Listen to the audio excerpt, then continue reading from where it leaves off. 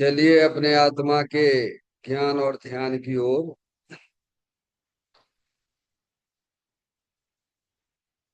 अपने चंचल मन को एवं चंचल उपयोग को स्थिर करने के लिए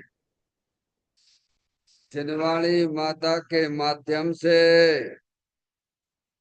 अपनी वर्तमान ज्ञान की पर्याय में सम्यक भी ज्ञान उत्पन्न करते हुए शरीर शरीर से संबंधित जितने भी चेतन अचेतन पदार्थ हैं उनका मुझ भगवान आत्मा के साथ में किसी भी प्रकार का कोई संबंध नहीं है।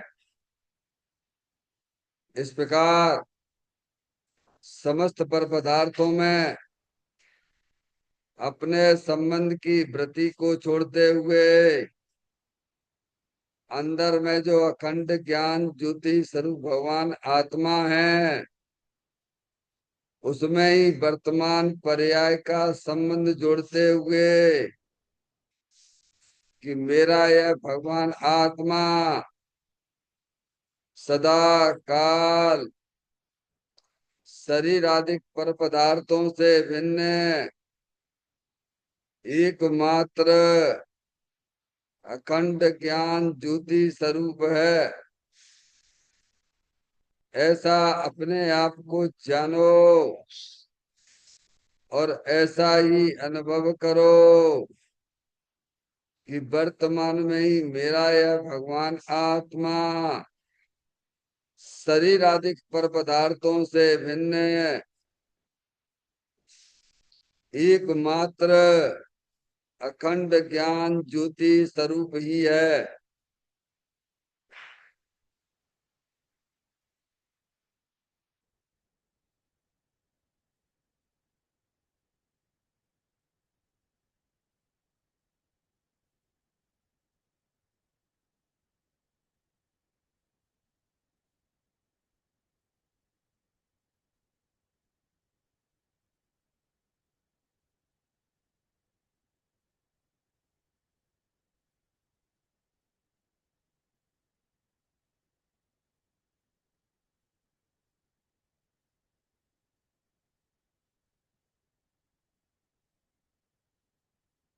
इसी प्रकार से संसार अवस्था में आत्मा के पर्याय में जो विविध प्रकार की पुण्य पाप के परिणाम दिखाई देते हैं वे समस्त परिणाम पर द्रव्यों के लक्ष्य से होने वाले भाव हैं। वे हमारे आत्मा का स्वभाव नहीं है। ऐसे समस्त रागादिक परिणामों में एकत्व बुद्धि, ममत्व बुद्धि, कर्तृत्व बुद्धि, भोक्तृत्व बुद्धि तथा उन रागादिक परिणामों की ज्ञाता बुद्धि को भी छोड़ते हुए अंदर में जो अखंड ज्ञान ज्योति स्वरूप भगवान आत्मा है जो कि सदाकाल शरीर रागादिक से भिन्न एकमात्र पूर्ण वितराग आनंद मूर्ति स्वरूप है।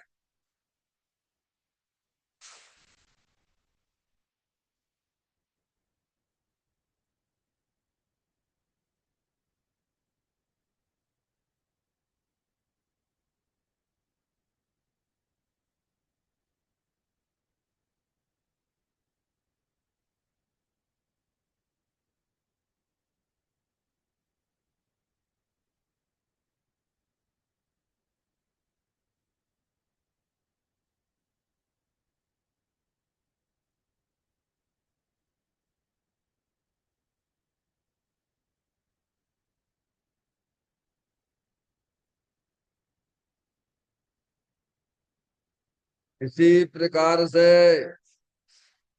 संसार अवस्था में आत्मा की पर्याय में जो पर के लक्ष्य से होने वाला ज्ञान है, वह परलक्षी ज्ञान भी हमारे आत्मा का स्वभाव नहीं है। वह तो इंद्रिय जनित ज्ञान है। इस प्रकार शरीर, रागादि और खंड खंड ज्ञान की पर्यायों से विभिन्न मैं तो एकमात्र खंड ज्ञान ज्योति स्वरूप भगवान आत्मा हूँ, ऐसा अपने आप को जानो और ऐसा ही अनुभव करो कि वर्तमान में ही मेरा यह भगवान आत्मा शरीर, रागादि और खंड खंड ज्ञान की पर्यायों से विभिन्न एकमात्र अखंड ज्ञान ज्योति स्वरूप ही है।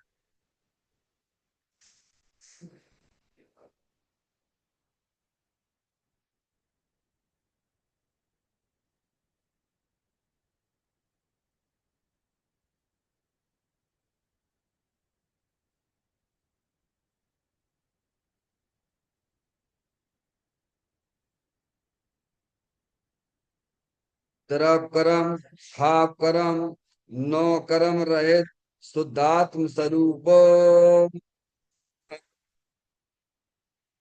मेरा ये भगवान आत्मा सदा काल शरीर आदि के 9 कर्मों से भिन्न है। मेरा ये भगवान आत्मा सदा काल ज्ञान वर्णादि 8 कर्मों से भी भिन्न है। मेरा ये भगवान आत्मा सदा काल मोह राग द्वेष भाव कर्मों से भी भिन्न है। इस प्रकार द्रव कर्म, भाव कर्म, नौ कर्म तीनों कर्मों से रहे मैं तो एकमात्र परम पवित्र शुद्धात्म स्वरूप हूँ, ऐसा अपने आप को जानो और ऐसा ही अनुभव करो कि वर्तमान में ही मेरा यह भगवान आत्मा तीनों प्रकार के कर्मों से रहे एकमात्र परम पवित्र शुद्धात्म स्वरूप है।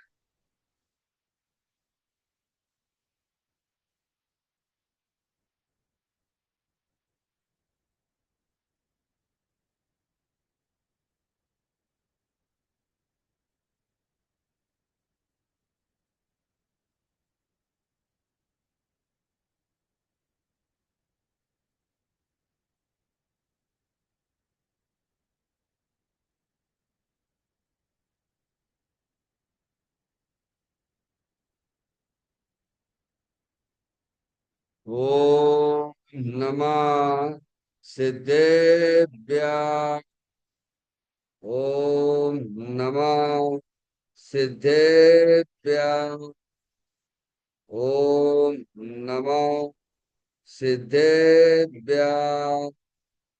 चिंतामणि समर्पिता चैतन्य तत्व महान है। निज का करूं मैं चिंतवन, निज का करूं श्रद्धानु में। सोदा तुम्हारी जो गुण अनंत निदान है। मैं स्वानुभव में देख लूं आत्मा स्वयं भगवान है। मैं स्वानुभव में देख लूं आत्मा स्वयं भगवान है।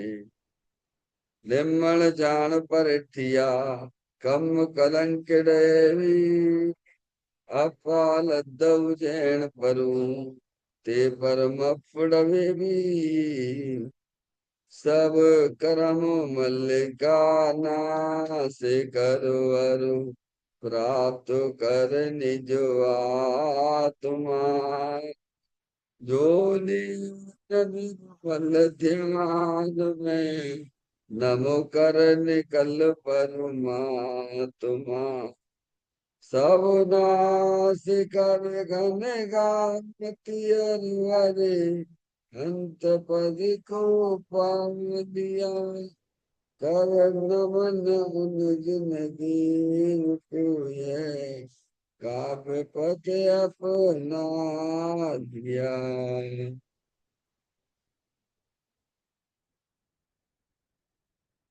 श्री योगसार जी नामक परम आध्यात्मिक ग्रंथ स्वाध्याय हेतु में विराजमान है। आज से 1400 वर्ष पहले इस महान पवित्र ग्रंथ की रचना दिगंबर संत योगेंद्र महाराज जी हुए हैं। उन्होंने इस महान पवित्र ग्रंथ की रचना की और उन्होंने इस ग्रंथ का नाम योगसार जी रखा। योगसार जी का सीधा सा अर्थ है मुक्ति के मार्ग में। योग का मतलब जोड़ होता है, किसका किसके साथ में जोड़ करना। तो अरिहंत परमात्मा कहते हैं कि अपनी वर्तमान सुत ज्ञान की पर्याय का अंदर में जो अपना त्रिकालिक ध्रुव भगवान आत्मा, जो कि सदा काल द्रव्य कर्म भाव कर्म नौ कर्म से रहे एकमात्र अखंड ज्ञान ज्योति स्वरूप है। ऐसे गायक प्रभु परमात्मा में अपनी वर्तमान सुत ज्ञान की पर्याय का संबंध जोड़ने का नाम योग है, जिसे शास्त्रीय भाषा में सम्यक दर्शन सम्यक ज्ञान भी कहते हैं। और उस चैतन्य भगवान आत्मा में ही अपनी वर्तमान पर्याय को मग्न कराना, लीन करना, स्थिर करना, उसे सार कहते हैं, यानी सम्यक चारित्र कहते हैं। तो योग सार क्या हो गया? सम्यक दर्शन, सम्यक ज्ञान, सम्यक चारित्र वाली निर्मल पर्याय, पवित्र पर्याय, जो अपने आत्मा के आश्रय से प्रकट होती है, इसे यहाँ योग सार कहते हैं। और इसे ही अरिहंत परमात्मा मोक्ष मार्ग कहते हैं और इसी का नाम धर्म है। देखिएगा, योग सार ग्रंथ के माध्यम से हम और आप यहाँ पर 74वें नंबर की गाथा का स्वाध्याय चल रहा है, जिसमें इस गाथा का मूल जो विषय है कि देह में भगवान होता है। भगवान कहाँ पर है? तो कहते शरीर के अंदर ही भगवान आत्मा विराजमान है, वही भगवान है। भगवान के दर्शन करना है तो आपको सबसे पहले जिनवाणी माता के माध्यम से वस्तु स्वरूप का सच्चा ज्ञान करके भेद ज्ञान पूर्वक शरीर राग आदि को अपना जानना मानना छोड़कर अंदर जो अखंड ज्ञान ज्योति स्वरूप है, ऐसे गायक प्रभु परमात्मा को ही अपना जानना, अपना मानना और उसका लक्ष्य करना, उसकी दृष्टि करना, वही वास्तव में भगवान के दर्शन है। क्या भगवान के दर्शन करने के लिए क्या करना है? वैर मुक्ता छोड़िए, अंतर्मुख होके जो चैतन्य रूपी आत्म वस्तु है वह स्वयं भगवान स्वरूप है, ऐसा अपने ज्ञान की पर्याय में जानो, श्रद्धा की पर्याय में स्वीकार करो कि भगवान मंदिर में नहीं होते हैं, भगवान सम्मेद शिखर जी गिरनार पे भी नहीं होते हैं। भगवान तो शरीर के अंदर विराजमान है। क्या ये हमारी गाथा का मूल विषय है। आज अपन इसकी अंतिम चर्चा की ओर चलेंगे। देखिए, गाथा का पाठ करते हैं। जिस भांति बल में बीज है, उसे भांति बल भी बीज में, बस इस तरह त्रिलोक जिन आत्म बसे देह में। देखिए, गत अपन 17-18 दिन से यह बात अपन समझते आ रहे थे कि वास्तव में शरीर के अंदर ही अपना चेतन भगवान आत्मा विराजमान है। आज उसकी अंतिम पॉइंट पर अपन विचार करेंगे। निकालिएगा।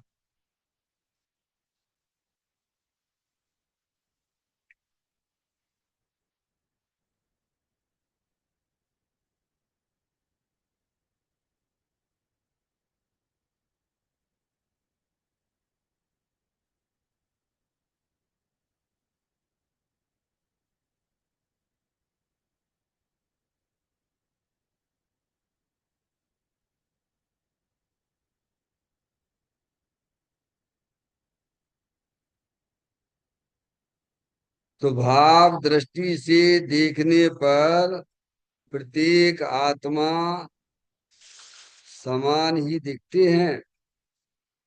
इसीलिए कोई शत्रु या मित्र नहीं है। इस कारण स्वभाव दृष्टिवंत को किसी के ऊपर राग और द्वेष नहीं होते।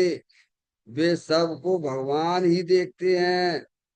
अज्ञानी भी जब अपना भगवान पना संभालेंगे, स्वीकार करेंगे, तब वे भी भगवान बन जाएंगे। प्रत्येक में परमात्मा पने की शक्ति भरी पड़ी है। इसीलिए मुमुक्षुओं को उचित है कि वह समता स्वभाव में स्थिर हो, लीन हो, रमे, सर्वनयों के विचार से भी मुक्त होकर आत्मानंद में लीन रहें। क्या कहा है इन 6 लाइनों के अंदर? स्वभाव दृष्टि से देखने पर प्रत्येक आत्मा समान ही दिखती है। समझ गए आप?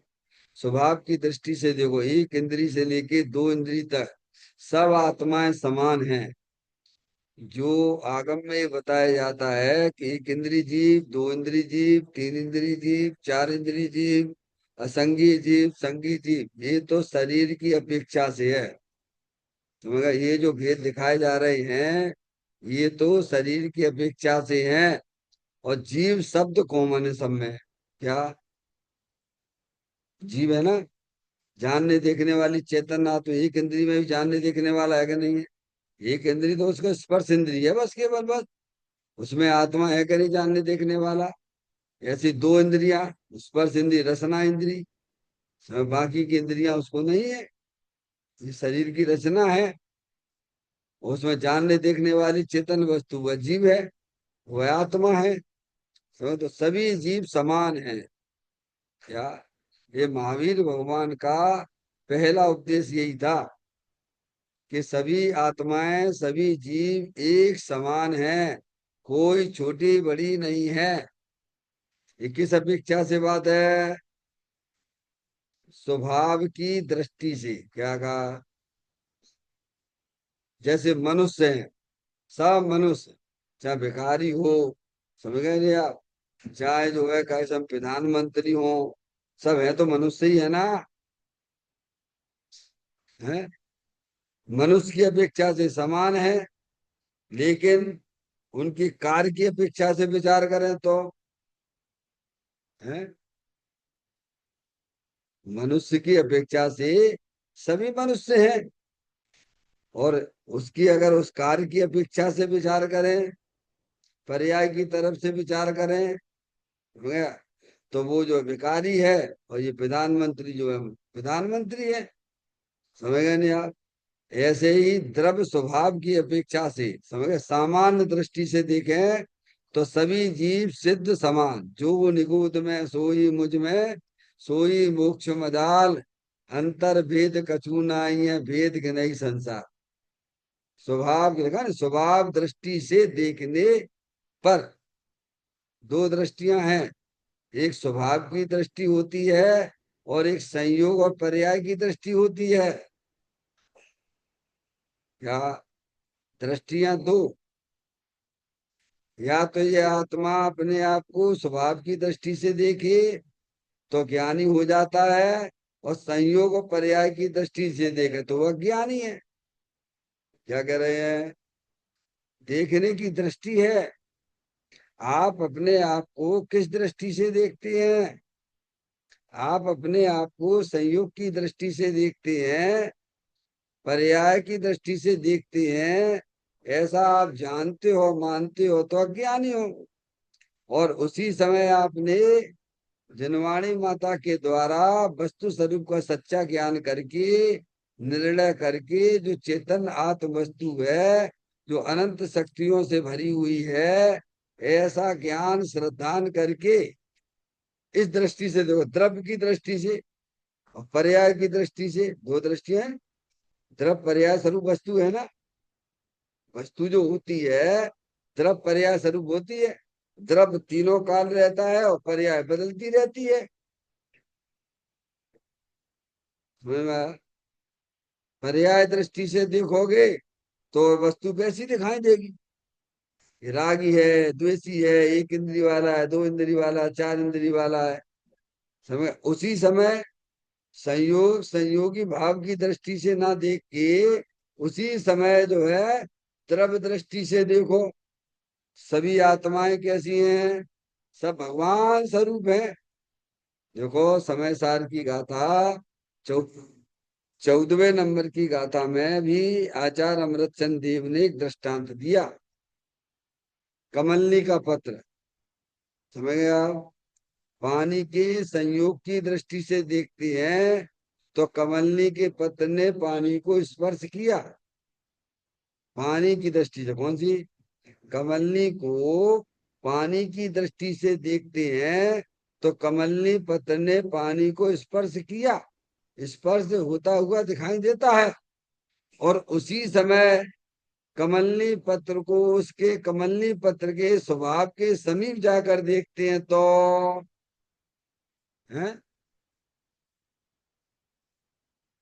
कमलनी पत्र और पानी संयोग की दृष्टि से देखते हैं तो कमलनी पत्र पानी में डूबा हुआ है, पानी को स्पर्श करता है। और उसी समय कमलनी पत्र को कमलनी पत्र के स्वभाव के समीप जाकर देखते हैं तो कमलनी के पत्र ने पानी को स्पर्श ही नहीं किया है। दो चीजें हैं, पानी और कमलनी का पत्र। अब कमलनी के पत्र को पानी की दृष्टि से संयोग की दृष्टि से देखते हैं तो कमलनी के पत्र ने पानी को स्पर्श किया, डूबा हुआ दिखाई देता है। ये संयोग की दृष्टि है, व्यवहार की दृष्टि है। और उसी समय कब? जब कमलनी का पत्र पानी में डूबा हुआ है उसी समय कमलनी के पत्र को उसके स्वभाव के समीप जाकर जब देखते हैं, स्वभाव से देखते हैं तो वह कमलनी का पत्र ने पानी को स्पर्श ही नहीं किया है। क्योंकि कमलनी के पत्र का जो स्वभाव है वो कैसा है? रूह के स्वभाव वाला है। कैसा है? दो दृष्टियां हो गई नहीं, एक तो स्वभाव की दृष्टि से और एक संयोग की दृष्टि से। हम अनादि काल से अपने आप को हैं तो अपन आत्मा, और अपने आप को कौन सी दृष्टि से देख रहे हैं कि मैं लड़का हूँ, मैं लड़की हूँ? जो कौन सी दृष्टि है? बोलो माधुरी। है? पर्याय दृष्टि है, संयोग की दृष्टि है। अथवा अपने आप को है रागी देखना, द्वेषी देखना, मोही देखना, मुझ जैसा तो कोई दुनिया में का ऐसा दुखी है ही नहीं। ये कौन सी दृष्टि है? अरे बोलो भगवान। है? ये भी संयोग की दृष्टि है, पर्याय की दृष्टि है। क्योंकि रागादिक परिणति आत्मा में थोड़ा है। आत्मा तो वीतराग स्वरूप है। क्या? और आप देख रहे हो आत्मा को रागी द्वेषी, यानी कोई भी संयोग की दृष्टि है, पर्याय दृष्टि है। हर समय नए नए रागादिक परिणाम होती है कि नहीं होते हैं? और फिर रागादि परिणाम हर समय तुम्हारी आत्मा में बने रहते हैं कि चले जाते हैं विराग। हैं? चले जाते हो। तुम अपने आप कैसे देख रहे हो? कैसे देखते हो? अब वो तो चला गया। क्या हो गया? वो तो चला गया। और देख कैसे रहे हो? जो आया था वो तो गया। और फिर भी कैसे देख रहे हो अपने आप को? तो कौन सी दृष्टि है? स्वभाव दृष्टि है कि पर्याय दृष्टि है? बोलो।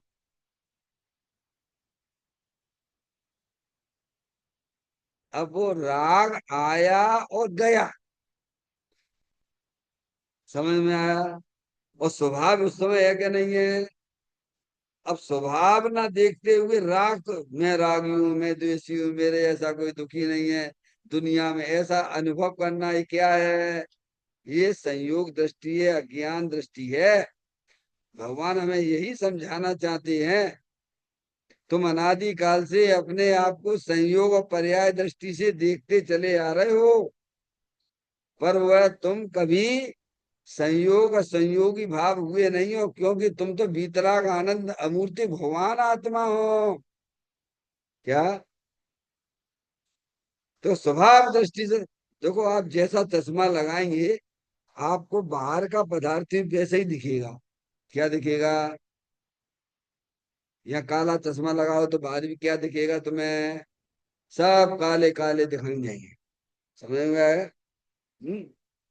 और यहाँ पे एकदम व्हाइट चश्मा लगाओ तो ऐसा बढ़िया गिलास, फर्स्ट क्लास ऐसा गिलास आता नहीं, बिल्कुल बिल्कुल पारदर्शी, मालूम ही नहीं पड़ता कि हम चश्मा लगाएं कि नहीं लगाएं। क्या कह रहे हैं? समझ में आ रही है भैया? हैं? अगर यहाँ काला गिलास लगाओगे आंख पर तो सब काला काला दिखाई देता है। और उसी समय इतना अच्छा एक गिलास आता है कि आपको मालूम ही नहीं पड़ता कि हम चश्मा लगाएं। क्या? इतनी स्पष्टता, विजिबलता दिखाई देती है।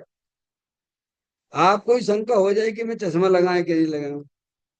तो जैसी वस्तु है वैसी है, वो बिल्कुल क्लियर है। ऐसे ही जो है स्वभाव दृष्टि है, समझ गए आप? द्रव दृष्टि से देखें तो देखो बिल्कुल एकदम सब आत्माएं भगवान स्वरूप दिखाई देंगे। क्या दिखाई देंगे? और संयोग की जैसे ये लड़का है, ये लड़की है, ये तो बहुत गंदा है। अब बता, अब वो तो तुम देख रहे हो संयोग दृष्टि से, संयोगी भाव से देख रहे हो। और वे तो आने जाने वाली चीजें हैं। कैसी हैं? और तुम भाई कैसे माने बैठे हो? और भाई कैसे देखते हो? अपने आप को भी उसी प्रकार से देखते ही नहीं हो, अनुभव भी करते हो। क्या?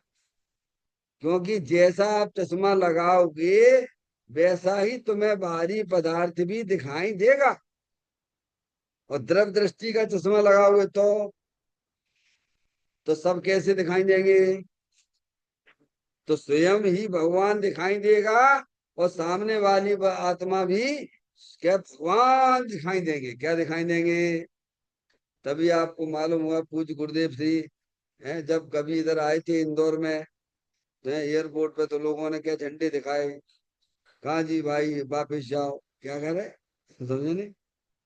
तो उन्होंने कह रहे भाई कोई किसी का विरोध नहीं करता, विरोध करने वाले के प्रति करुणा का भाव आता है। अरे सब भूले हुए भगवान है। तो मुझे तो भगवान दिख रहे थे और जनता को दिख रहे थे विरोध। क्या दिख रहा था? जी विरोधी है, जो बहुत बेकार, समझता ही नहीं है। कितनी बढ़िया बात समझाने के लिए आए हैं। समझ में आया? अज्ञानी को विरोध दिखता है और ज्ञानी को भगवान दिखाई देते। क्या दिखाई देते हैं? जो विरोध करने वाला भी उन्हें भगवान, क्योंकि वे द्रव दृष्टि से स्वयं को देखते थे और सामने वाले को भी द्रव दृष्टि से देखते हैं। आगे बात समझ में? तो यहाँ ये कहते हैं कि स्वभाव दृष्टि से देखने पर, कौन सी दृष्टि से? तो पहले तो यहाँ लगाने पड़ेगा ना स्वभाव दृष्टि का। कहाँ पे? अरे कहाँ लगाने हैं? यहाँ चश्मा लगाते हो नहीं लगाते हो? यहाँ यहाँ अपने में लगाते हो चश्मा है? ऐसे ही यहाँ पर पहले भेद ज्ञान पूर्वक यहाँ स्वभाव की दृष्टि से, द्रव दृष्टि से यहाँ लगाओ, द्रव दृष्टि से। समझे? शरीर अपने में रह के परिणमन कर रहा है, शरीर अनंत पुद्गल परमाणुओं का पिंड है। वही रागादिक परिणतियां हर समय आने जाने वाली हैं और उनके पीछे अपना चेतन भगवान आत्मा विराजमान है। संयोग संयोगी भाव होने पर भी ज्ञानी की दृष्टि संयोग संयोगी भाव पर नहीं। कहाँ पर है? अर्जुन की तरह। ज्ञानी की दृष्टि कैसी रहती है? जैसे अर्जुन को निशाना लगाने के है, बोला वो दिख रहा है मेरे को, पक्षी नहीं, पक्षी की आंख दिखती है। क्या दिखती है? ऐसे ही ज्ञानी को निरंतर अपना स्वभाव जानने में आता है। क्या आता है? क्योंकि दृष्टि वहां है तो सामने वाला भी कैसा दिखाई देगा? तो अगर स्वभाव दृष्टि से देखने पर प्रत्येक आत्मा समान ही दिखती है, कोई छोटा बड़ा नहीं है। क्या? ये छोटे बड़े तो तुम संयोग की दृष्टि में है, काय में है? छोटे बड़े काय में दिखाई देते हैं? पर्याय दृष्टि से दिखाई देते हैं छोटे बड़े। भगवान बहुत बड़े हैं, अपन तो बहुत छोटे हैं। ये कौन सी दृष्टि है तुम्हारी हुई? अरे बोलो। है, समझ लो। यानी पर्याय दृष्टि में, संयोग दृष्टि में छोटे बड़े दिखाई देते हैं, और स्वभाव की दृष्टि में एक समान दिखाई देते हैं। ये बात है, सब खेल दृष्टि का है। मैं आपको हजारों बार का, सब खेल दृष्टि का है, आप देख लीजिए। जिसकी दृष्टि सही होती है उसकी सृष्टि भी, आचरण भी अच्छा ही होता है। आचरण यानी आत्मा का आचरण क्या है? आप रूप में लीन रहे फिर सम्यक चारित्र हो, ये आचरण है आत्मा का। समय में बाहरी क्रियाएं वो शरीर की क्रियाएं हैं। जैसी दृष्टि वैसी सृष्टि, बस। फिर उन्होंने कहा इसीलिए कोई शत्रु या मित्र नहीं है। जो स्वभाव की दृष्टि से देखती है, ज्ञानी स्वभाव की दृष्टि से देखती हैं, तो उन्हें ना तो कोई शत्रु दिखाई देता है ना कोई मित्र दिखाई देता है। किसके साथ, किसके साथ द्वेष करें और किसके साथ प्रेम करें?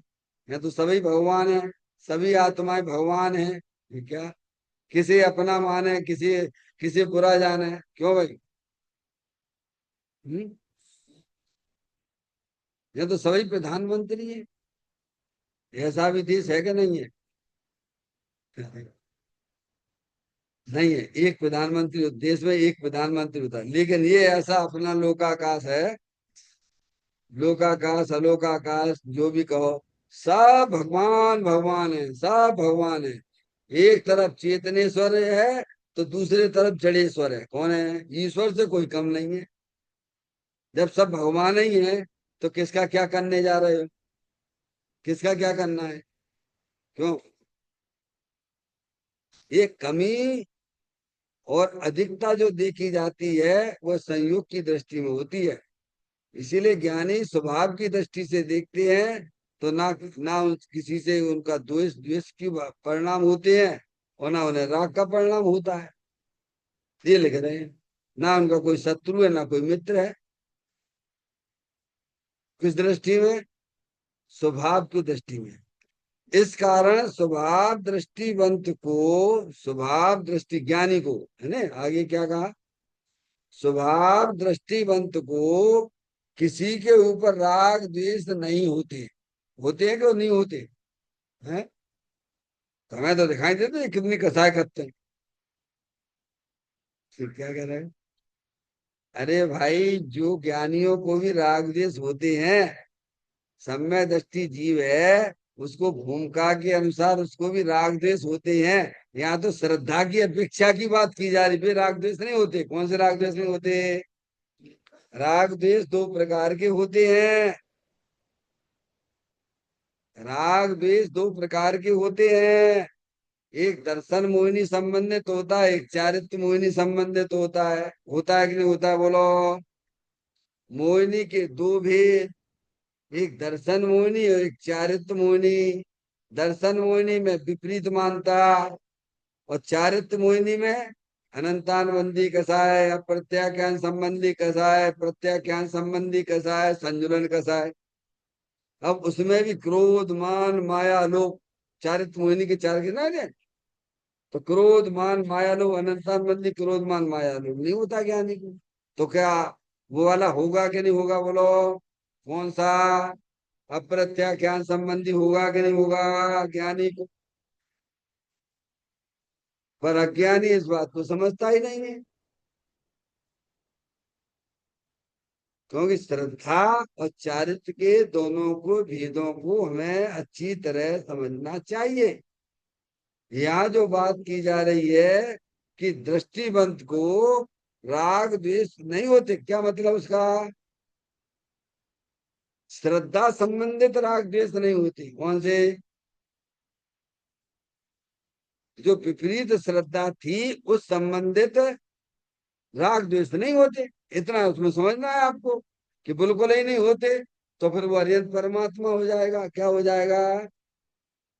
अगर आप ऐसा मान लोगे कि ज्ञानी को राग द्वेष नहीं होते हैं, सर्वथा ऐसा मान लोगे तो क्या होगा? अरे भाई क्या होगा? तो सर्वथा राग द्वेष तो अरिहंत परमात्मा को नहीं होते हैं। देखो भाव समझना चाहिए, एकांत ग्रहण नहीं करना। तो कहते हैं दृष्टिबंध को किसी के ऊपर क्या अनंतानबंदी संबंधी मिथ्यात संबंधी राग द्वेष नहीं होते हैं, ये मतलब। और बिल्कुल भी नहीं होते हो, समझ में आया? बिल्कुल भी नहीं होते हो तो क्या होगा? क्या होगा भाई? तो वो पर्याय में परमात्मा हो जाएगा। समझ में आया? देखिए, कहते हैं दृष्टिबंध को किसी के ऊपर राग द्वेष नहीं होते, वे सब को भगवान ही देखते हैं। क्या देखते हैं? क्या देखते हैं? सबको भगवान ही देखते हैं।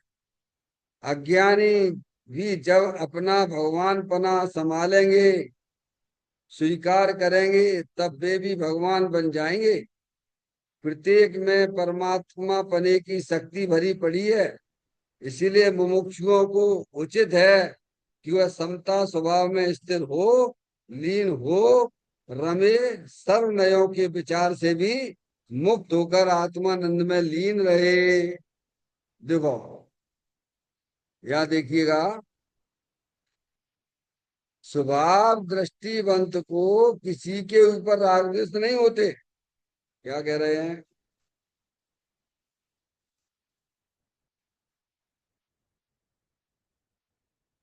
दृष्टि स्वभाव दृष्टिवंत को, किनको? ज्ञानी को, ज्ञानी की बात है ना? फिर कहते हैं राग द्वेष नहीं होते पे सबको क्या भगवान ही देखते। क्या देखते हैं? अज्ञानी को कैसा देखते हैं? अज्ञानी को कैसे देखते हैं? अज्ञानियों को भी कसाई की तरफ से नहीं देखते हैं। कहां से देखते हैं? स्वभाव की दृष्टि से देखते हैं। समझ गए ना?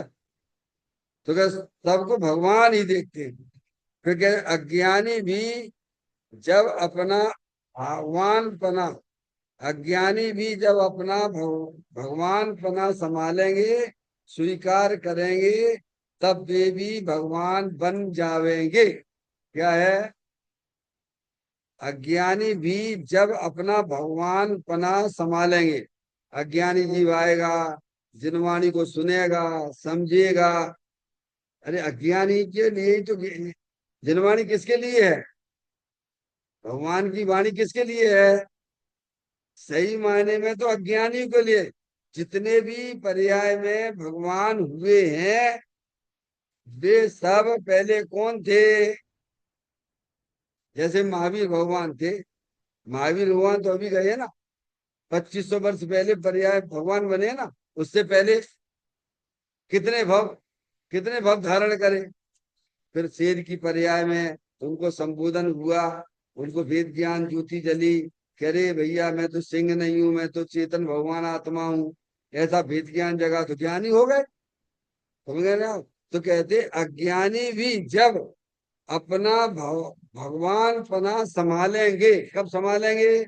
जब जनवाणी माता के पास आएंगे, हैं, वस्तु स्वरूप का सच्चा ज्ञान करेंगे, तब वे भी वे समझ। तो मैं तो भगवान स्वरूप भगवान आत्मा हूं, मैं तो लड़का लड़की हूं ही नहीं।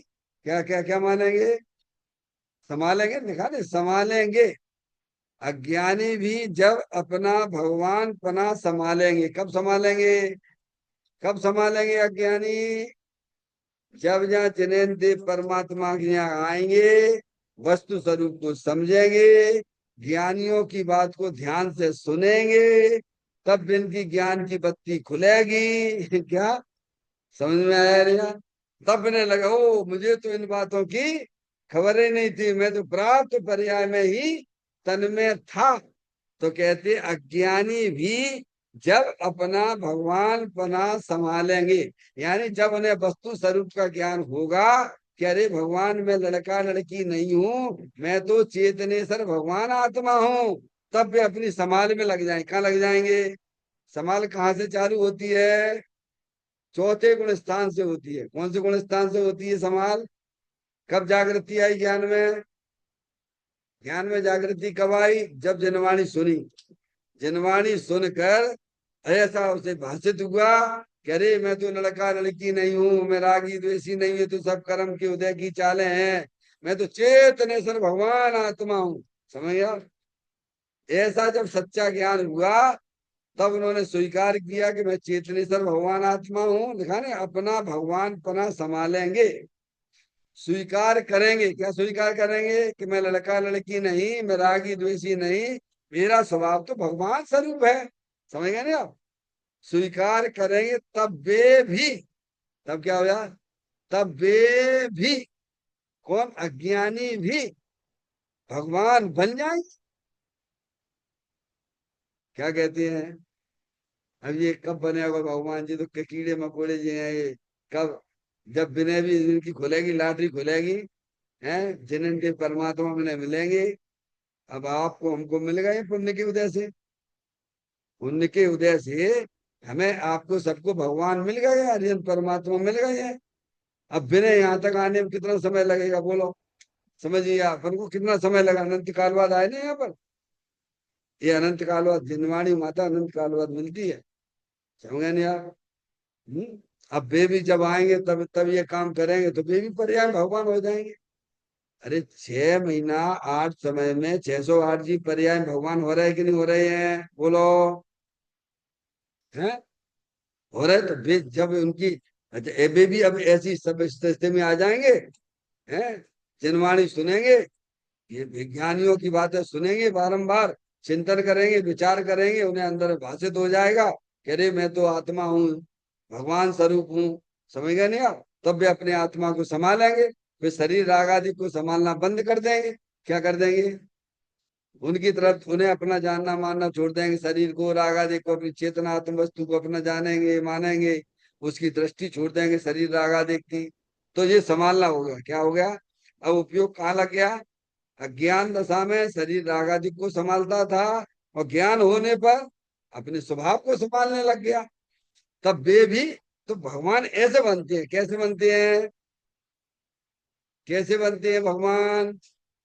वस्तु स्वरूप का सच्चा ज्ञान करके वर्तमान शुद्ध ज्ञान की पर्याय में भेद ज्ञान की ज्योति जलाते हुए, शरीर रागादि को अपना जानना मानना छोड़ते हुए, अखंड ज्ञान ज्योति स्वरूप जो वस्तु है वही मैं हूं। अब कहाँ ज्ञान किसको लग गया? जो ज्ञान अज्ञान दशा में शरीर राग आदि को संभालना था वो तो संसार चक्र था, और वही ज्ञान वस्तु स्वरूप को सच्चा ज्ञान करके अपने चेतन भगवान आत्मा को संभालने लग गया। तो वो आत्मा भगवान बनेगा कि नहीं बनेगा बोलो? यहाँ तो कहते बन जाएगा। क्या कहती हैं? जो अपने आत्मा की संभाल करते हैं वे पर्याय में भगवान ही होते हैं। ये लिखा उन्होंने। क्या लिखा? तब वे भी भगवान बन जाएंगे। अब देखना, फिर कहते हैं प्रत्येक में परमात्मा पने की शक्ति भरी पड़ी है। ये कैसे? अज्ञान भगवान कैसे बन गया? अंजन से निरंजन कैसे हो गया? पहले तो पापी था। अरे पापी इसीलिए था पहले कि अपने आप को पाप में मत रहता था। समझे नहीं? अब उसे मालूम पड़ गया हमारे काम नहीं है। जैसे सिंह की पर्याय में महावीर भगवान का जीव था। समझे ना? और हिरण को खा रहा था। खा रहा था नहीं खा रहा था? बोलो, खा रहा था नहीं खा रहा था? उसे संबोधन मिला, 2 मुनिराज संबोधन किया है कि तुम तो भैया 10वें भाव में तीर्थंकर होने वाले हो, क्या महावीर होने वाले हो तुम तो। फिर वो खाएगा, वो खाया था उसने फिर क्या? बोलो। फिर कोई कोई जीव को मारा उसने क्या? बस छोड़ दिया, पाप छोड़ दिया। पाप छोड़ दिया, अपने आत्मा आराधना में लग गए। ऐसे ही पाप छोड़ के सब जो पापी हैं अभी वर्तमान में दिखते हैं, पाप में रत हो रहे हैं, वे भी पर्याय में परमात्मा हो सकते हैं। कब? जब उन्हें खबर पड़ जाए कि अरे भगवान मेरा स्वभाव तो परमात्म स्वरूप है, मुझे पर्याय में परमात्मा रूप से रहना ये मेरा कर्तव्य है। क्या है? तो उसे ध्यान आ गया नहीं? तो वो यहाँ सेवा करेगा ना, अपनी आत्मा की सेवा करेगा। तो कहते हैं प्रत्येक में परमात्मा पने की शक्ति भरी पड़ी है। प्रत्येक आत्मा पर्याय में परमात्मा हो सकता है कि नहीं हो सकता है? हैं? क्यों हो सकता है? क्योंकि प्रत्येक आत्मा स्वभाव से ही परमात्मा है। हर आत्माएं पर्याय में परमात्मा हो सकते हैं। कब? जब उन्हें अपने परमात्मा स्वरूप को स्वीकार करेंगे तब, कि मैं लड़का लड़की नहीं हूँ, मैं रागी द्वेषी नहीं हूँ, मैं तो अमूर्तिक प्रदेशों का पुंज, प्रसिद्ध ज्ञानादि गुणों का धारी, अनादि निधन आत्म वस्तु हूँ। जब ज्ञान की पर्याय में जाना ऐसा और श्रद्धा की पर्याय ने स्वीकार किया, तब वह आत्मा पर्याय में परमात्मा होने का उसने बीज डाल दिया। क्या कर दिया? अरे परमात्मा शक्ति में से परमात्मा निकलता है ना। प्राप्ति की प्राप्ति है, काय की है? अरे आपने देख लिया, ये दूध में घी है, घी काय में है? दूध में घी है। तो आप उसका क्या करते हो फिर?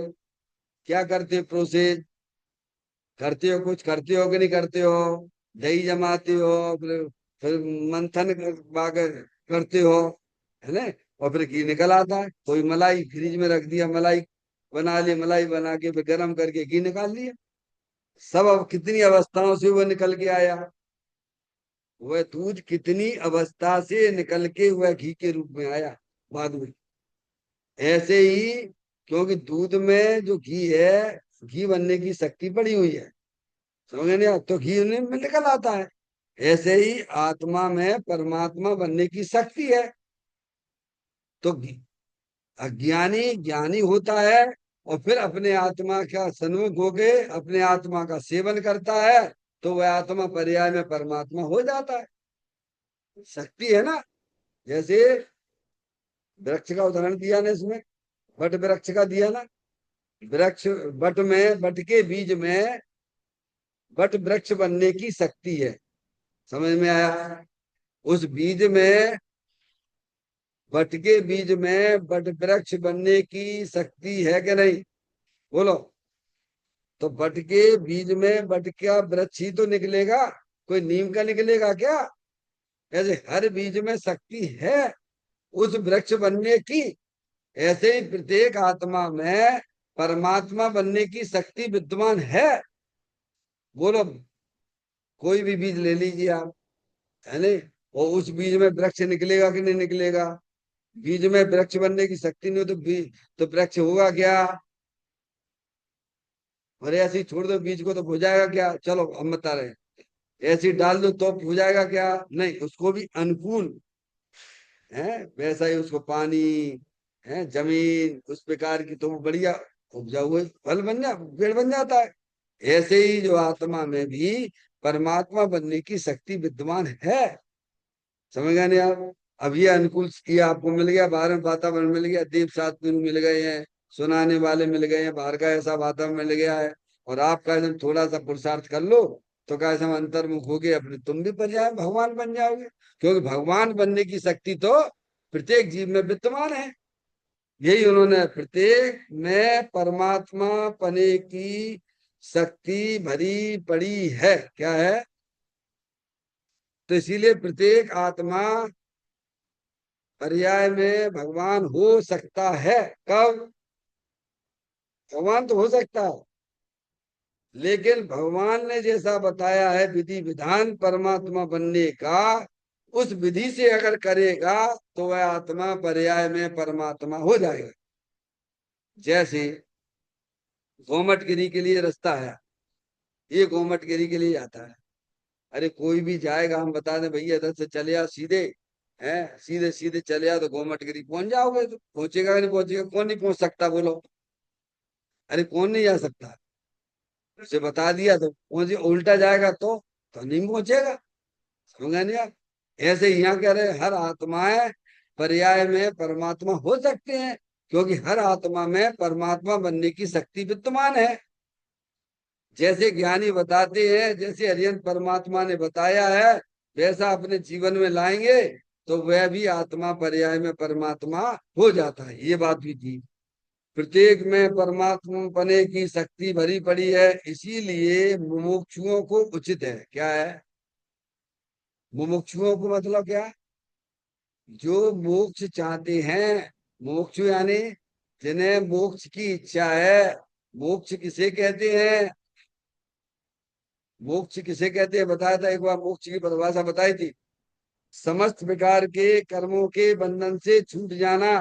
द्रव्य कर्म, भाव कर्म, नो कर्म, ये हो गया। ये संयोग की अपेक्षा से बात है। समझ गया? और परिभाव मोक्ष क्या है? अनंत दर्शन, अनंत ज्ञान, अनंत सुख, अनंत वीर जैसी परिपूर्ण निर्मल पर्याय पर्याय प्रकट हो जाना, वो भाव मोक्ष है। समझ में आया? तो अब ग्राहक किसके हैं? कौन चाहता? चाहता शरीर का बंधन किसको चाहिए? नहीं चाहिए। कर्मों का बंधन नहीं चाहिए। जेल किसी को अच्छी लगती है क्या? समझ गए नहीं आप? तो पहले मन में ऐसी भावना भाव कि भाई मुझे शरीर मिले ही नहीं भगवान, मुझे शरीर नहीं चाहिए बस। क्या मुझे कर्मों के बंधन नहीं चाहिए? जब आपने सोच लिया कर्मों के बंधन नहीं चाहिए, तो कर्म बनते कैसे हैं जी बताओ? कर्म तो यहाँ से मोह राग द्वेष करो तो कर्म बनते हैं। मोह राग कैसे कर्म बनते हैं? बोलो, कर्म के बंधन चाहिए क्या? नहीं चाहिए। चाहिए क्या? तो ये मोह राग द्वेष मत करो। तो मोह राग द्वेष नहीं करो तो कर्म नहीं बनेंगे। अरे छूटने का उपाय है भाई। समझ गए नहीं आप? तो कहते हैं कि मुमुक्षुओं को उचित है, यानी जो मोक्ष की इच्छा करते हैं, जो अपनी पर्याय में अनंत दर्शन, अनंत ज्ञान, अनंत सुख, अनंत वीर जैसी परिपूर्ण निर्मल पर्याय चाहती हैं, जो द्रव्य कर्म, भाव कर्म, नो कर्म का किसी प्रकार से अपने से संबंध नहीं चाहते हैं, ऐसे मुमुक्षुओं को उचित है। क्या उचित है? अब देखिए आप, कि वह समता स्वभाव में स्थिर हो। किसमें स्थिर हो? अपना आत्मा समता स्वरूप भी है ना? आत्मा समता स्वभावी है ना? समता रमता व्रतता ज्ञायकता सुखबा वेदकता चैतन्यता, ये सब जीव विलास। पंडित बनारसीदास जी ने लिया छंद। समता रमता व्रतता ज्ञायकता सुखवाद वेदकता चैतन्यता, ये सब जीव के स्वभाव है। क्या है? समता क्या है? समता यानी वीतराग भाव। समता का मतलब क्या है? वीतराग। ना किसी से दोस्ती, ना किसी से दुश्मनी। सम भाव रखना। क्या रखना? ना हमारा कोई दुश्मन है और ना कोई हमारा मित्र है। सब आत्माएं भगवान है, मैं भी भगवान हूँ, ऐसा भाव रखना। तो मुमुक्षुओं को क्या उचित है? तो क्या? समता स्वभाव में स्थिर होना। किसमें? अपना जो समता स्वभावी वीतराग स्वभाव है, उसमें अपने उपयोग को स्थिर करो। किसमें? है? उसमें अपने उपयोग को लगा, उसमें अपने उपयोग को लीन करो। सब शब्द आए यहाँ पे। स्थिर हो किसमें? अपना द्रव्य स्वभाव। अपना द्रव्य स्वभाव समता स्वभाव ही है, वीतराग स्वभाव है, अतीन्द्रिय आनंद स्वभाव है नहीं? तो उसमें स्थिर हो, उसमें लीन हो और उसमें रमो। क्या करना है? क्या है? मुमुक्षु तो पात्रता उसकी जब ही आती है, सही पात्रता उसकी जब ही बनती है, जब भेद ज्ञान की आंखें खुलती है। कब? श्रद्धा ज्ञान करो पहले कि मेरा स्वभाव भीतराग आनंद स्वरूप है, ये शरीर राग आदि के सब कर्म कृत वस्तुएं हैं, ये हमारी चीज नहीं है। ऐसा श्रद्धा ज्ञान पक्का करके, समझ में आया? और फिर अपने उपयोग को कहाँ रमाना? अपने द्रव्य स्वभाव में रमण कराना। तो उसे चारित्र कहते हैं। क्या कहते हैं? पंडित दौलत राम जी की छह डाला के माध्यम से बोलिए। पर द्रव्य नित्य भिन्न आपो में रुचि सम्यक तो भला है। आप रूप को जान पनो सो सम्यक ज्ञान कला है।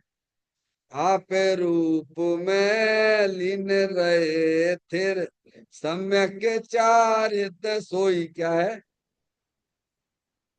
पहले अपने आत्मा की रुचि अंदर परिणामों में जागृत करो। अरे मैं तो आत्मा हूं।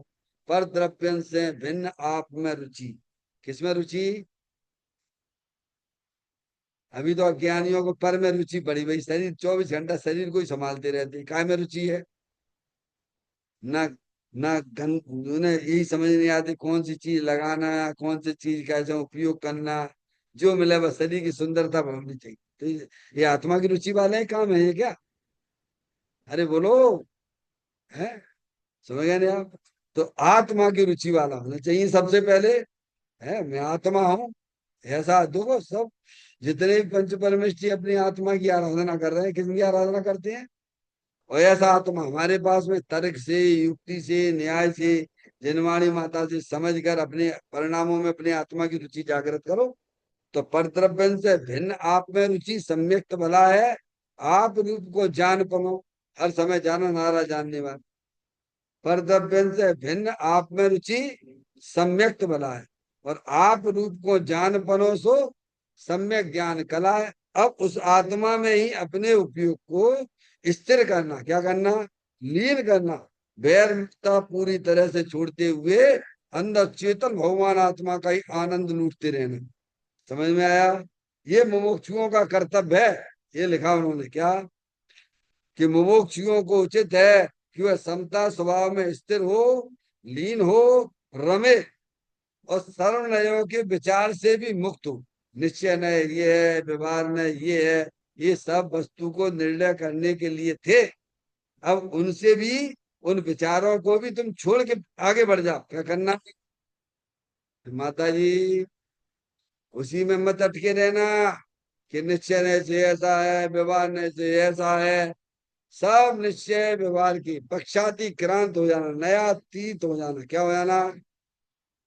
उन विचारों से भी आगे बढ़ जाना, नया तीत हो जाना। समझ गए नहीं आप? तो क्या सर्व नयों के विचार से भी मुक्त होकर आत्मानंद में लीन होना। क्या करना? सार वस्तु का समझ लिया कि चेतन स्वरूपी भगवान आत्मा ही वास्तव में सेवन करने योग्य है। तो पक्षातिक्रांत होते हुए, नयातीत होते हुए अपने चेतन भगवान आत्मा में अपने उपयोग को रमण कराना, यही वास्तव में चारित्र है, यही मोक्ष मार्ग है। इस प्रकार से अपन ने इस गाथा को बड़ी बहुत 18 दिन से अपन ने इसको पढ़ा समझा कि भगवान कहाँ रहते हैं। तो कहते हैं शरीर के अंदर ही चेतन आत्म वस्तु है, वही वास्तव में भगवान स्वरूप है, वही मैं हूँ। ऐसा जानकर मानकर अपने आत्मा का आनंद लूटना, यही वास्तव में मोक्ष मार्ग है, और यही भगवान बनने का एक विधि है। चैतन्य का स्मरण प्रति क्षण करो रे, भवि के व्यानंत दुखी को पल में हरो रे। अक्षय अनंत निज सुख निधान पाओ, गाओ अरे नित इसी के गीत गाओ, गाओ अरे नित इसी के गीत गाओ। 9 बार नमोकार मंत्र का स्मरण